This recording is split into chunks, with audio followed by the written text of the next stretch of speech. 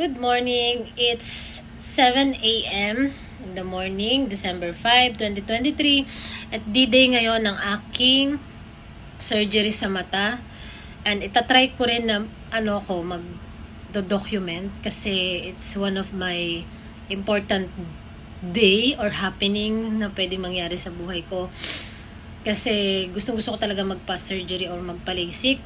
But unfortunately, depende pala siya sa condition ng mata and manipis daw yung cornea ng mata ko. So, PRK yung applicable sa mata ko. And right now, I'm just eating my breakfast kasi sabi ni Doc, kailangan kong kumain.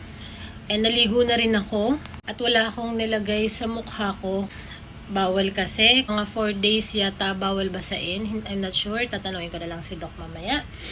And fingers crossed in Jesus' name for a successful surgery. Actually, hindi naman ako kinakabahan. Ewan ko lang pag nandun ako. Pero sa ngayon, wala pa akong nafe-feel na kaba. And nanonood lang ako ng mga vlog yung mga nagpa-surgery before. And nakita ko naman kasi na successful at saka parang sinasabi nga nila na sayang lang yung takot mo. And naniniwala ako kay Lord na He is faithful and just. So, He will touch the hand nung doktor na yon para maging successful yung surgery ko. See you later. I'm just waiting sa kasama ko kasi sasamahan ako ni Heba at saka ni Ate Naila. Actually, hindi naman ako kinakabahan. Ba't maganto yung nararamdaman ko? Dapat nga excited ako, diba? Anyway, nakalimutan ko palang sabihin kanina. For surgery, siguro mga 1 week before, I had to undergo maraming test yung ginawa sa akin para makita yung anong tawag dito? Yung condition ng cornea ng mata ko. At kaya nila nakita na manipis kasi dun sa test. And hindi siya applicable for LASIK. But it's fine because sabi ni Doc, much safer daw yung PRK. So, in Jesus' name, this is it. Ilang oras na lang. Aalis na kami.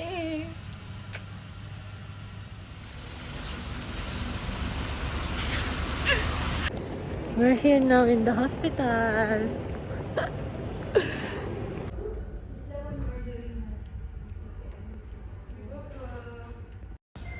Last day of wearing eyeglass. Masalang eyeglass.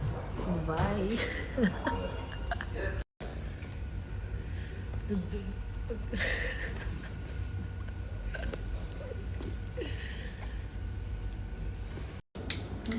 It is yours.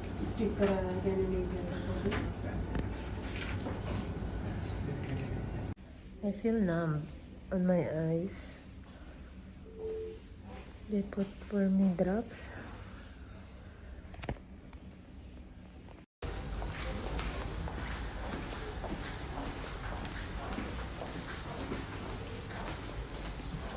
But during the surgery, she cannot.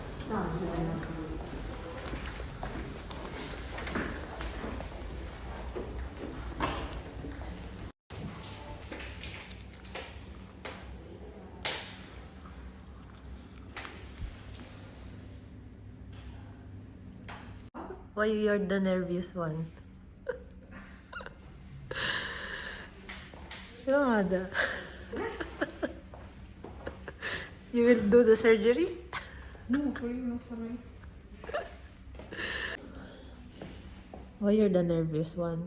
What? Are you the one who will go surgery? My eyes now are Big. numb.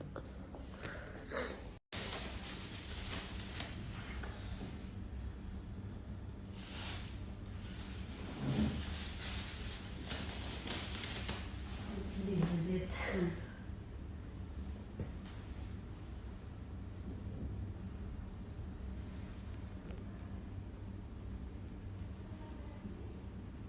It's okay. Face mask. Face mask before you can remove it. Okay, I need to remove that. Really clean your eyes before doing the procedure.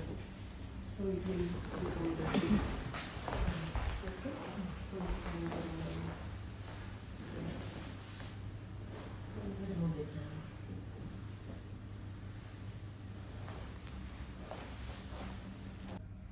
Just cross. I don't like portrait. حاضر.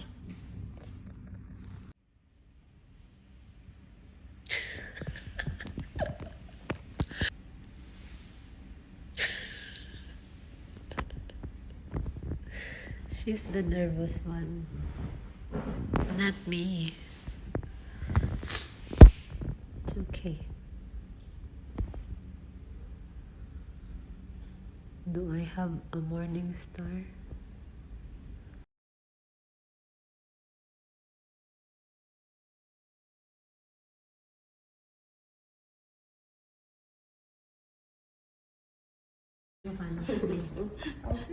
Don't fall. Don't fall. Where will go? Our things, we will just take.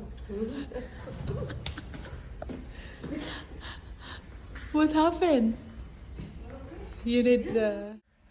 I'm already home and I just wanna share kung ano yung pakiramdam. Actually, painless.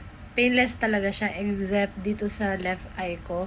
Medyo dito ko lang siya konti na feel. And after that, wala naman na. Medyo mahapdi lang siya ngayon. Pero during the surgery, wala ka talagang mararamdaman. At siguro mas more on natakot ako dun sa light na nakikita ko kasi kailangan mo mag-focus dun sa light. Yun lang. Pero thank God, I'm okay and I think ayan lang siya. Wala naman siyang nilagyan siya ng contacts because PRK kasi siya. So, nilagyan siya ng contact. Parang medyo konting blurry lang siya. Pero, as in, malinaw na siya. Ayun lang. Tapos, meron lang si Doc na nireseta na gamot. 3 gamot to actually na kailangan kong i-drop. Ito. Ano ito?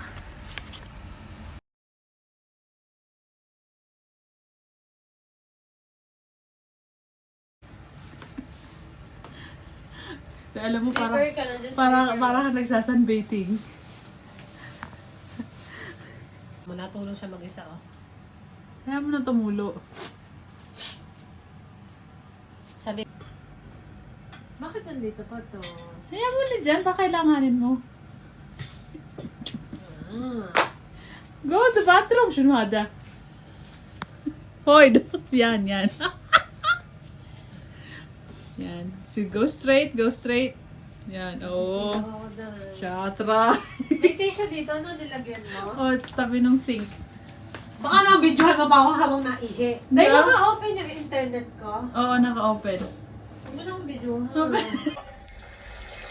Naunawa natin? Now let me end. Therefore, if you have not been faithful in the use, and listen to this, you better be faithful in the use. Ang pag-ibig sana'y magkagin. Sapat lang si Jesus ang asawa mo. Tuloy pa rin ang Pasko. Day 5 and yung last update ko is nung kauuwi ko galing hospital. Hindi ko pa talaga na-feel nun yung sobrang hapde. And nung nawala lang yung anesthesia, dun ko na-feel yung hapde. At saka sobrang sensitive ko sa ilaw. Tapos nagluluha yung mata ko. And ngayon lang ako nakapaligo ng buhok after day 5. But yung katawan, nakakaligo naman ako. So doon sa mga clip na siningit ko, yun yung mga kaibigan ko rin na tumulong talaga sa akin. Si Ate Naila, si Heba, sila Mami MJ. Yun yung talagang tumulong sa akin nung time na wala talaga akong makita. Ang hirap kumain. Sobrang hapdi ng mata ko. Nagti-tear up siya ng hindi ko na makontrol. Ngayon, kahit may ilaw, hindi na ako ganun nasisilaw. Pero kailangan ko pa rin ng protection sa mata. Kasi until now, pa rin sa mata ko yung contact lens na bandage siya na nilagay ni Doc. And tatanggalin daw niya after 1 more week para totally healed na siya. And yung mukha ko is tinaghihawat na din. Kasi ilang days ako nung di nakapaghilamos. Nagwe-wet wipes lang ako ng face. Bawal ako ng kahit anong amoy. Kasi kahit simpleng amoy, humahapdi yung mata ko. Pero thank God, dahil okay na siya. And I pray na dire-diretso siya, na gumaling. And sabi rin ni Doc yesterday, nung nagpunta ako follow-up check-up, sobrang nahihil daw siya na maayos. At salamat din doon sa mga tao talagang ginamit ni Lord, which is si Ate Naila, si Heba, si Mami MJ, yan sila Catherine. Tsaka nakapagtuyo na ako ng buhok. At iba talaga ang pakiramdam na nakapaligo na ako ng buhok. Ang dami kong naging lesson learned dito sa dito sa nangyari na to, though ginusto ko rin naman talaga to. But hindi ko lang in-expect na ganito yung magiging outcome. Kasi almost yung mga nakakausap ko na nagpa-LASIK, sinasabi nila hindi masakit. Pero sabi nga, magkakaiba yung kondisyon ng mata. And dun sa last na napanood ko na video, nagpa-PRK siya. Same for my condition. May surgery. We have the same experience. And sinulat ko rin talaga yung mga naging lesson learned ko dito sa experience na to. Kasi actually, I have a fear. Takot ako sa dilim. Hindi ako nakakatulog ng fully shut down yung light, as in yung walang light. And sa nangyaring to, na kailangan kong mag-rely sa dilim. Not necessarily na nag-rely. I mean, kailangan mawala yung todong liwanag. Kumbaga, kailangan kong ma-place dun sa lugar na pinaka-ayoko, which is sa dark. Nakita ko yung kamay ng Panginoon. I mean, nakita ko kung paano siya naging faithful. Nakita ko yung healing in the darkness. Nakita ko na wala akong dapat katakutan sa dilim. Nakita ko kung paano siya gumagamit ng mga tao for me. There is faith in darkness. There is healing in darkness. Yun talaga yung natutunan ko. At talagang maraming ginamit ng Panginoon ng mga tao. Si Heba na pabakasyon siya, pauwi siya ng Egypt sa bansa nila. Pero pinapriority niya rin ako. Pakainin, subuan. Si Mami MJ, sinusubuan din niya ako kahit ang dami rin niyang ginagawa. Si Ate Naila na hindi ko rin in-expect na ganun yun yung magiging response niya sa akin. Thank God din talaga sa buhay nila. And I am forever grateful. Nakita ko talaga kung paano ang Panginoon mag-provide. And yung faith, yung healing. Sa 2 days akong nag-suffer ng pain. Kasi 2 days ako naging in pain. Yung 3 days kasi may pain, pero hindi siya yung totally na talagang, unlike dun sa first day after surgery and the next day, yun talaga yung worst feeling ever na talagang ayokong maramdaman ulit. Pero kung tatanungin ako kung mag-undergo pa rin ako sa ganito, yes, kasi yung faith ko kay Lord. Alam ko kasi sa sarili ko rin na God is with me, hindi niya ako pababayaan. Kaya talagang nagpa-surgery rin ako ng mata. Okay, so this is the day that the Lord has made. Yes, this is the day na tatanggalin na rin yung contact lens ko. And I'm so excited. Gusto ko nang makita talaga yung result nung PRK. Although kita ko naman na siya, malinaw siya. But still, yung feeling ng uncomfortable because of the contact lens. Praise God. And I will update kung anong mangyayari at saka kung ano yung vision ko na talaga. See ya. Yes, I reached home. And actually, gumala ako. Trinay ko yung mata ko. And ito na siya. As in, malinaw yung paningin ko. Magaan kasi nung nawala yung contact lens, I don't feel na mayroong foreign matters. Meron lang siyang puti-puti kasi naglagay ako ng medicine. And nagpagawa rin ako ng salamin na anti-radiation and anti-UV. UV yata. Anyway, and sabi ni Doc, 2025 daw yung vision ko. Praise God! Sabi ni Doc, unti-unti lang din daw ma-fix yung mata ko kasi yung PRK, ganun talaga lang yung pag-heal niya. Hindi, unlike sa LASIK na the next day you can work and you will also, your eyes will become 20/20 vision na agad, unlike PRK. But, at least, malinaw na yung mata ko and hindi ko na kailangan mag-eyeglasses. Siguro mag-eyeglasses na lang ako nito. Kaya ko siya pinagawa is para pag magse-cellphone ako, for the protection lang ang mata ko. Kasi, syempre, yung pinagdaanan natin.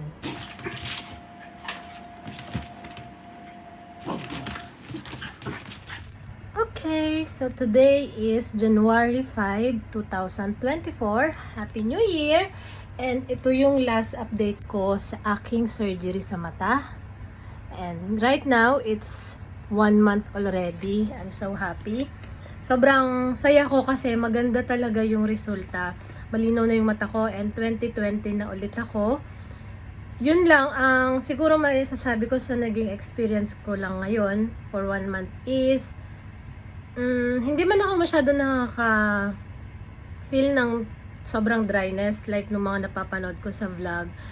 Ang nafe-feel ko lang is kapag bagong gising ako, medyo dun ko lang. Gusto mong sumali sa vlog? Yun nga yung sinasabi ko. Ang nafe-feel ko lang is yung kapag bagong gising ako, dun ko lang nafe-feel yung dry. Pero tolerable naman. Basta pagkabangon ko, papatakan ko lang siya agad ng yung vision lux. Ito yung sabi ni Doc na kailangan ko ipatak for 1 year. So yung gamot is stop na after nung last follow-up check-up ko kay Doc. And overall, sobrang gandang investment ng pagpapasurgery sa mata. Kahit ngayon na wala pa siyang 1 year, nafe-feel ko na yung difference talaga. Sobrang nakaka-bless. Thank God sa mga technology rin na ganito. And ayun nga, sobrang grateful ako kasi successful yung aking operation. And praise God dahil I pray din na continue din yung paglinaw niya. Kasi sabi rin ni Doc, dahil nga ito ay PRK, so talagang ano pa yung pag-healing niya.